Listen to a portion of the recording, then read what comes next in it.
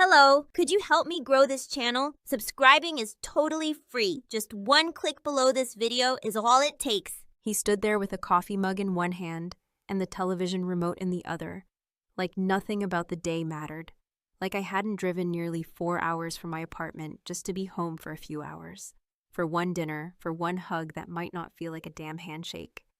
My dad, Tom, didn't even look up when I walked in, just raised the mug slightly and said, "Oh, hey, you made it."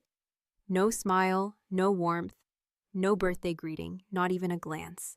I dropped my bag near the coat rack like I always did, walked into the kitchen where my mom was cutting cucumbers like we were prepping for a PTA meeting and not, a birthday dinner for her eldest daughter turning 35. "Hi, sweetheart," she said, but her voice had that distracted, mild flavor she reserved for pleasantries at church or when she didn't want to deal with conflict. I waited, one beat, two. Then I gave in and asked with a half laugh, "So what's the plan for tonight? Are we going out or did you cook?" She glanced at me like I was being difficult. "Well, your dad didn't feel like going out, and Kayla's working, so I thought I'd just make something light. You're grown now, Lena. Birthdays aren't as big of a deal when you're an adult, right?" That moment, right there. That was when the ground cracked just a little, and I didn't fall through, not yet. But I felt the shift, the slow insult of it, delivered so casually, like she was reading the weather. I nodded, because what else do you do when you realize your family has quietly decided you're too old to matter? I stood there and watched her pour salad dressing over a bowl and hum to herself like this wasn't my birthday dinner, but just Tuesday at her house. No card on the table, no cake smell in the kitchen, no balloons, not that I expected them, but not even a candle. My dad came in and sat at the table without looking at me.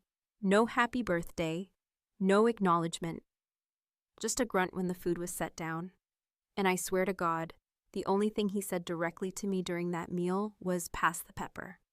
I drove home that night with my jaw clenched so hard I gave myself a headache. I tried to laugh it off, told myself maybe they were tired. Maybe I'd built it up too much in my head.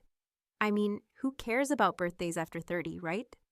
That's what I told myself. That's what I kept repeating when I got home, opened a bottle of wine, and sat on the couch watching reruns of shows I didn't even like anymore. But then came Kayla's birthday. Exactly 1 week later. It started with the texts. Family group chat exploding with emojis, all caps birthday wishes, photos of the breakfast my mom made her, pancakes shaped like hearts, whipped cream, strawberries. And then my dad's message. "Can't believe my baby girl is 24. Can't wait to spoil you today." I stared at that line for longer than I should have. Not a single message like that for me. No breakfast, no baby girl, just a shrug and a damn bowl of salad. Then the pictures started rolling in. Balloons, a catered lunch in their backyard, Kayla posing with her friends and champagne flutes clinking. My dad smiling with his arm around her like he just won Father of the Year. I wasn't invited, wasn't even mentioned. They knew I'd see it. My mom even tagged me in one by accident. But it was like I'd become an old sweater they didn't have the heart to throw out but didn't care enough to wear. And then the final nail, the watch. A close-up shot on Kayla's Instagram. Her wrist tilted just right to show the gold and diamond-studded face of a Cartier watch. The caption read, "Daddy said I deserve the best. Best birthday ever." My heart didn't break. No, it did something worse. It calcified, hardened.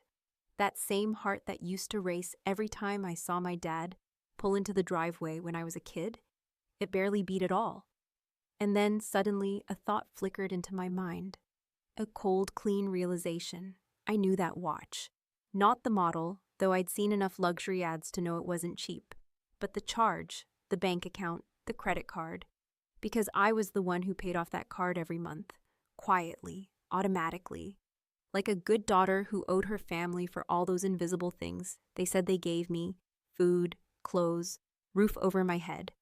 Like I hadn't been covering bills since I was 22 because my dad's business went under, and Kayla was still in braces. Like I hadn't stayed silent when they asked for a little help that turned into paying for phone plans, utilities, even their damn Prime account. I stared at that Cartier watch for a long time, then opened my laptop. My fingers hovered over the keyboard for just a moment before they began to type. Bank portal, account access, subscriptions. It was all there, every leech and tap they'd left attached to me, all the ways I was the financial backbone of a family that forgot I had a spine of my own. I didn't cry, didn't scream, just clicked.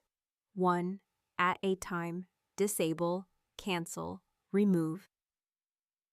You ever wonder what happens when the forgotten kid finally decides she's done paying for the party she wasn't invited to?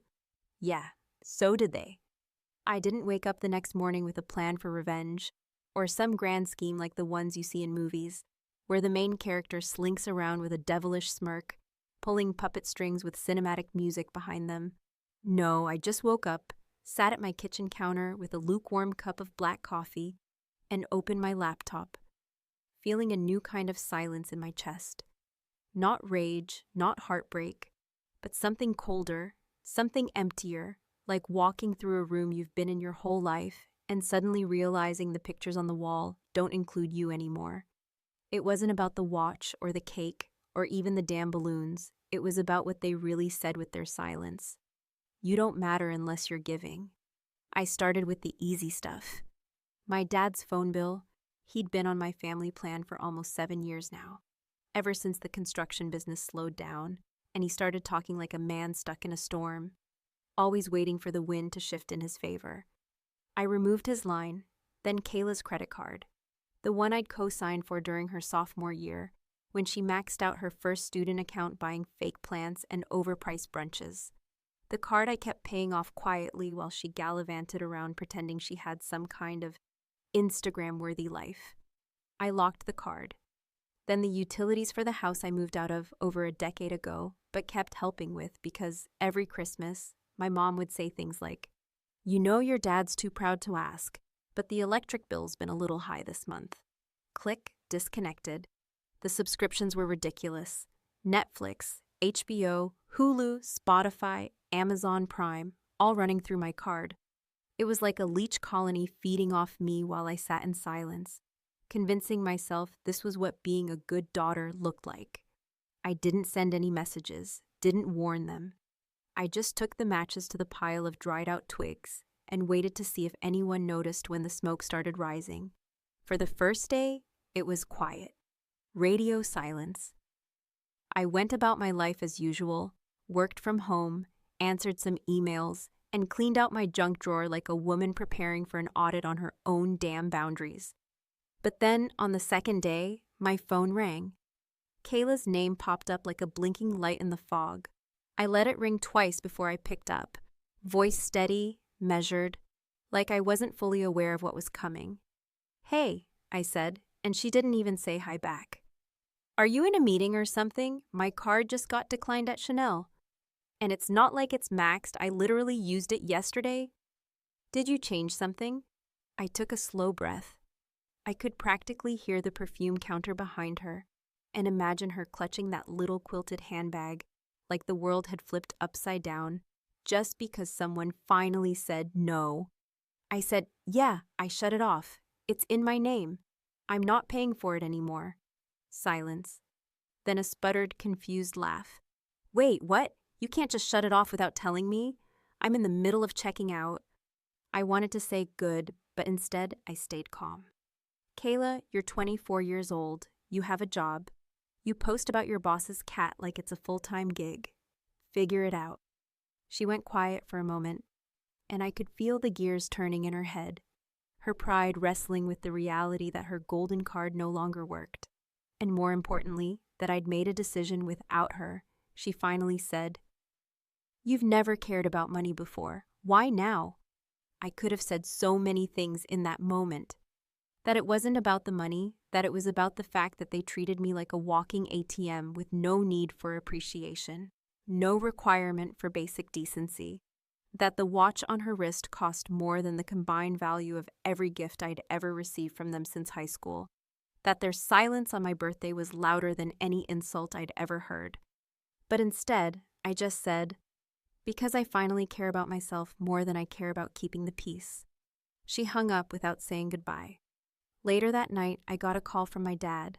He never called me, not unless it was something transactional, And even then, it was usually a passive-aggressive group text where he'd say something like, "Wi-Fi's been weird," which meant, "You didn't pay the damn bill." His name on my screen made my stomach tighten, but I picked up anyway. "Lena, Bo," he said, and his voice already had that edge, that clipped tone he always got when someone said something he didn't like. "What the hell's going on? Your sister's in tears, your mother's confused, and none of the TV apps are working." I almost laughed. "Really? That was the crisis? No Hulu?" I said, "I canceled everything I was paying for. I'm done." He didn't say anything at first, then let out this heavy sigh, the kind that made him sound like the victim in some great injustice. "You didn't even give us a heads up. That's not how family works." And that was the line that almost made me lose it. Because all I could think was, where the hell was that energy last week? Where was the sense of family when I sat alone eating boxed leftovers on my birthday while they toasted Kayla with mimosas and gold? But I didn't scream. I didn't cry. I just let the silence stretch before I answered. "No, Dad. This is exactly how our family works. You take, I give. That's the dynamic. Always has been." He huffed, tried to launch into something about how Kayla's still finding her footing, about how I've always been the independent one, and I cut him off. "You know what's funny?" I asked, and I didn't wait for him to answer. "You always told me to grow up, to take responsibility, to act like an adult. Well, being an adult means setting boundaries, and mine are long overdue." I ended the call before he could respond, before he could say something that might have made me waver, because that's the thing about people like my dad. They'll never admit you're right, but they'll sure as hell make you feel wrong for daring to speak up. I sat in the dark for a long time afterward, watching the cursor blink on a blank Word doc, the soft hum of my refrigerator, the only sound in the apartment. And in that moment, for the first time in a long while, I didn't feel invisible. I felt seen, by me, and that was a start. There's a strange kind of stillness that settles in after you draw a line in the sand, like that moment after a door slams, where the echo is still bouncing around the walls, but no one's quite ready to speak again. That's where I lived for the next 48 hours. My phone stayed quiet, the kind of quiet that isn't peaceful but pointed, the kind that tells you they're not done with you, they're just reloading. I went to work, ran errands, made my own damn dinner, and while the world outside spun on like usual, I could feel the slow brewing of a family storm approaching, like the tightening of air before a thunderclap. The kind you know is going to leave something broken in its wake. It came on a Tuesday night around 6:30, when the sun was sinking just low enough to smear orange across my living room window. And I had just sat down with a bowl of soup, thinking maybe I'd get through one evening without some piece of my past kicking down the door. My phone rang, and this time, it wasn't Kayla. It was him, my dad. The name Dad lit up my screen like a warning flare. I let it ring longer than I needed to, watched it buzz on the table, considering, weighing, wondering if I was ready for whatever version of him was going to be on the other end of that call. But I knew I had to answer, not because I owed him anything anymore, but because some part of me still wanted to hear what he'd say when the ATM finally stopped spitting out bills. "Lena," he started, and even before he said another word, I could tell from his voice that this wasn't going to be a conversation. It was going to be a monologue wrapped in guilt, sprinkled with half-truths, and delivered like a fatherly lesson I didn't ask for. "What the hell is going on? Why did you shut everything off like that?" I leaned back in my chair, soup cooling beside me, and let the silence stretch just long enough to make him squirm. Then I said as calmly as I could manage, "Because I've been paying for everything, and I'm done." There was a pause, a sharp inhale, then the sound of a man too proud to admit he didn't see it coming. "You didn't even talk to us. You just pulled the plug. That's not how family works, Lena." And there it was again, that line, that tired little weapon he kept reaching for like it could still hurt me, like it could still make me feel ashamed for setting boundaries.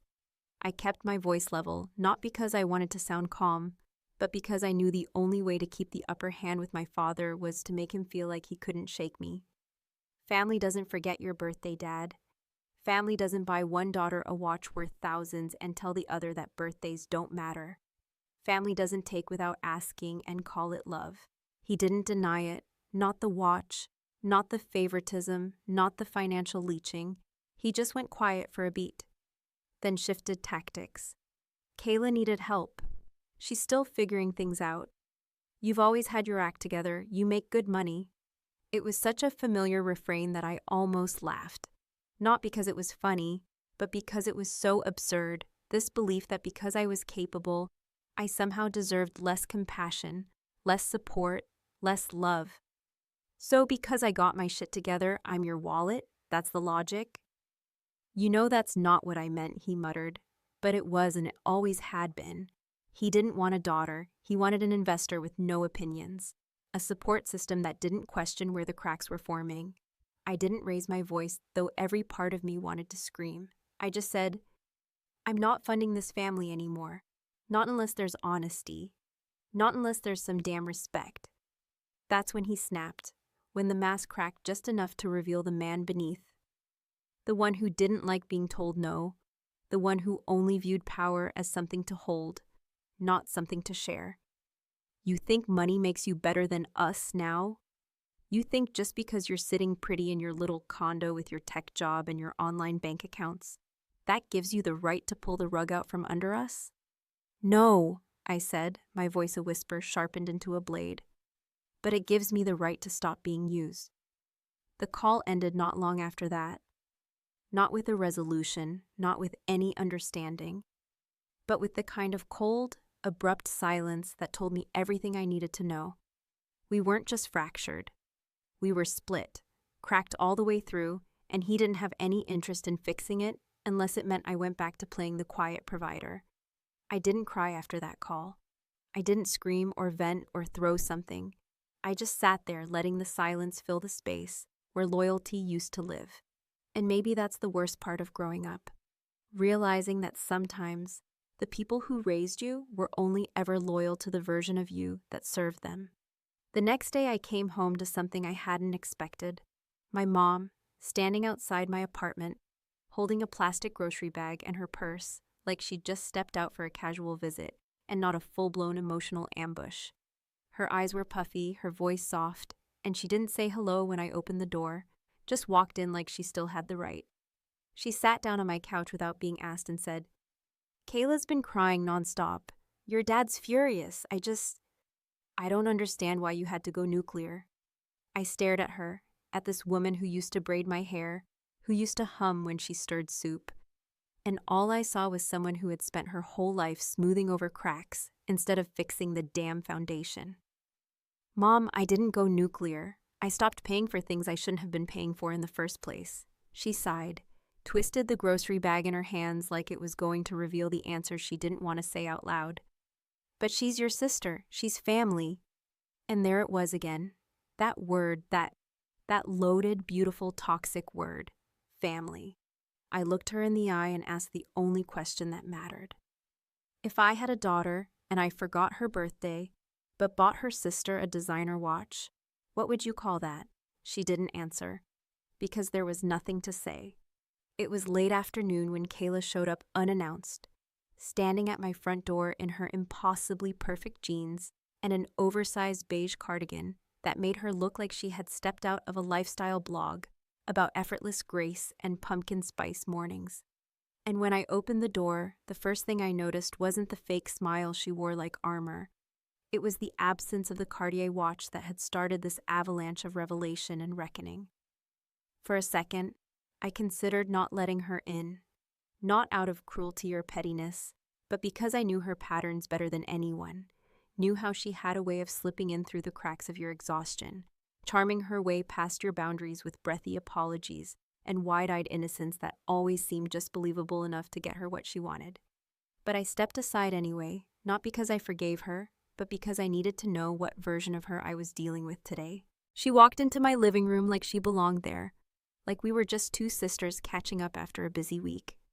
And I hated how easy she made it look, how quickly she filled the space with her presence, dropping her purse on the edge of the couch and kicking off her shoes like it was still high school and she was the queen of the house. I brought you a coffee, she said, holding out a to-go cup with my name misspelled on the side. And I took it, not because I wanted it, but because I knew this was part of the performance. Step 1, soften her up. She sat down, crossed her legs, and launched into a memory about some road trip we took when I was 17, and she was barely 7, something about me letting her pick the music for the drive, and her choosing nothing but Hilary Duff, until I eventually threatened to toss the CD out the window. It was charming, almost nostalgic, and I could feel her laying the foundation, trying to reestablish our sisterhood, like it had simply been misplaced. Not neglected, not weaponized.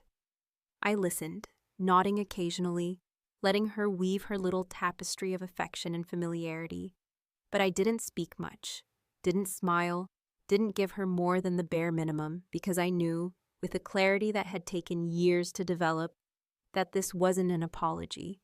It was a prelude. Eventually, she shifted the conversation.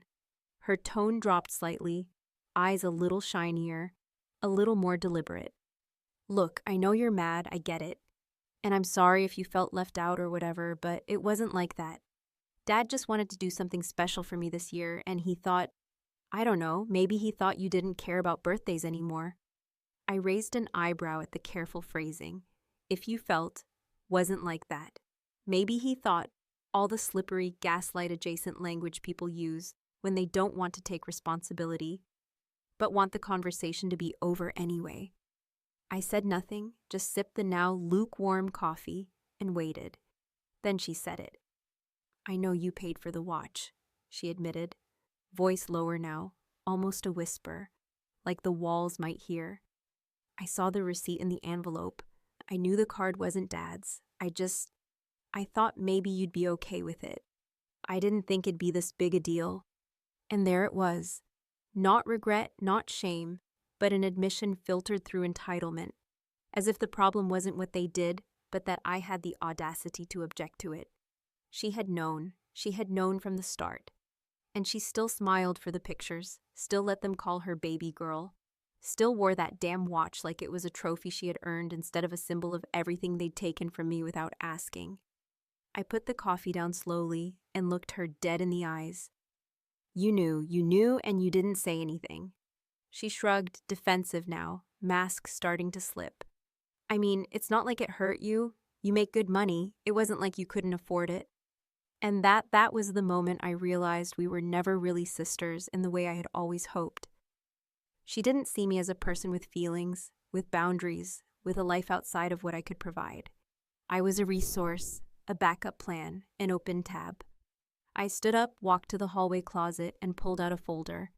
Inside was the access information to the emergency savings account I had set up for the family years ago, back when Dad was still promising the business would bounce back, and Mom still believed in checkbooks and prayer circles. It was supposed to be untouched, a backup for hospital bills or house repairs or something real. But I had access. I always had access. I handed her a slip of paper with the account number and said, I transferred the balance to my name. It's mine now. Her face froze. Wait, what? You can't? I can, I interrupted, voice quiet but final. And I did. That money was mine, Kayla. I put in every damn cent. And now it's going where it should have gone all along, to Metto. She stared at me like she didn't recognize who I was anymore. And maybe she didn't, because for the first time in our lives, I wasn't the one bending, apologizing, giving in, smoothing things over. I was the one taking what I'd earned. She stood slowly, gathering her purse and her pride. You know Dad's gonna lose it.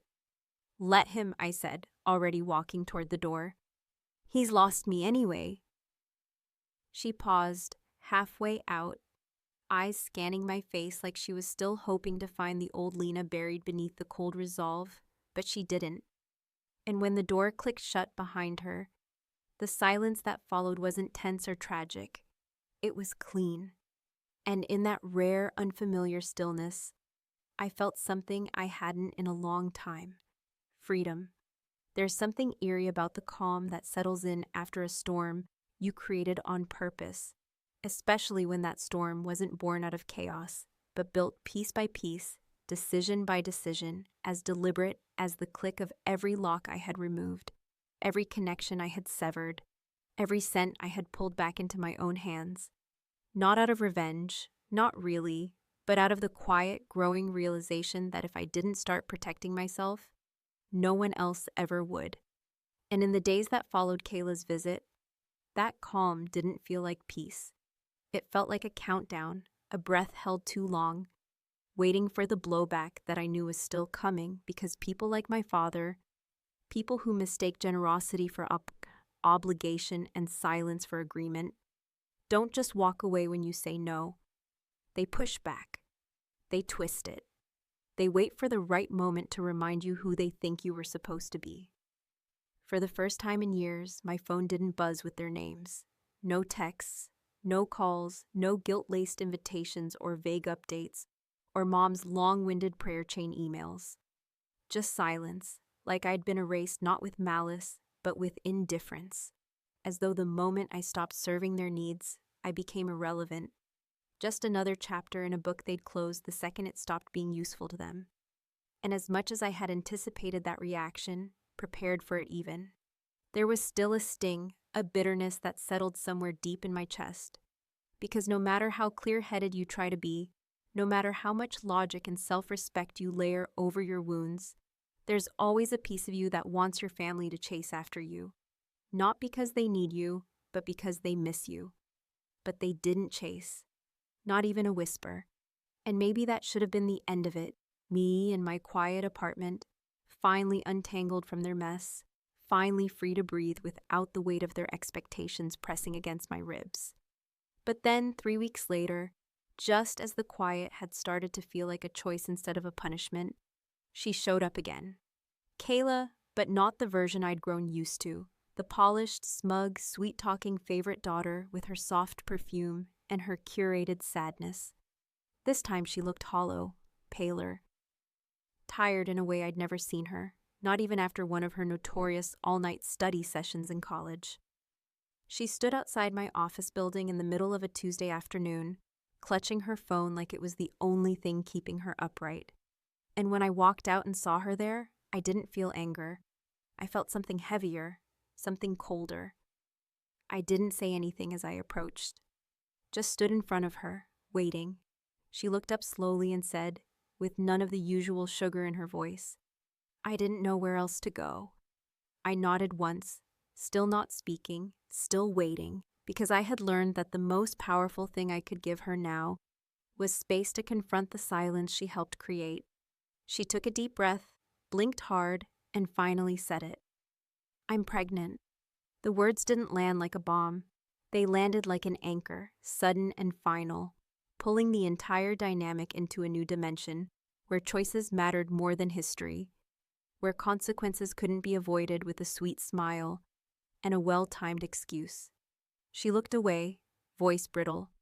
Dad kicked me out when I told him. Said if I was old enough to make adult choices, I was old enough to deal with adult problems. Mom won't answer my calls. And there it was, the full circle. The same cold logic they used on me now repurposed for her. And while some part of me wanted to feel vindicated, to say now you understand, another part, the bigger part, just felt tired. Because this wasn't justice. This wasn't healing. This was just a new chapter in the same broken book. I took a breath, long and deliberate, feeling the weight of her confession settle between us, and asked, "What do you want from me?" She didn't cry, didn't plead, just looked at me with the raw eyes of someone who had finally seen the other side of the fence and realized the grass wasn't just greener, it was real. "I don't know," she whispered. I needed to see someone who knew me before everything got this messy. And maybe that was the truth beneath all of it. Beneath the lies and the favoritism and the money and the birthdays and the blame, what she really wanted was to be seen. Not as the golden child or the broken one, but as someone trying to find her footing in a world that was far less forgiving than she had been raised to believe. I didn't give her an answer, not then. I just told her I needed time, that I'd think about it, that I hoped she had a place to stay for the night. She nodded, understanding more in that moment than she had in years, and left without another word. That evening, I stood in my kitchen, staring at the blank wall where I used to imagine hanging family photos. The ones I never printed because I always assumed there would be better ones someday. Less forced, more honest. And for the first time, I started to wonder if maybe there never would be. Maybe the idea of family I had clung to for so long wasn't just flawed. It was fictional, a story I'd been sold and kept rewriting in my head to justify behavior that never deserved my forgiveness. A week passed, then another, and then I found myself at the hospital. I don't know what pulled me there, some combination of curiosity, obligation, and the faint, unkillable thread of connection that refuses to snap, no matter how much it frays. I didn't go in, just stood outside, watching the automatic doors slide open and closed, thinking about all the things I could say if I did step inside, and all the things I might regret if I didn't. In my hands was a small package, a baby blanket I had ordered online, soft and simple and blue-gray. No card, no name, just a gesture, unspoken. And that's where it ends. Maybe I walked in, maybe I turned away, maybe for once, the ending wasn't mine to write. But one thing was certain, they remembered my name now. Not because I shouted, but because I stopped whispering,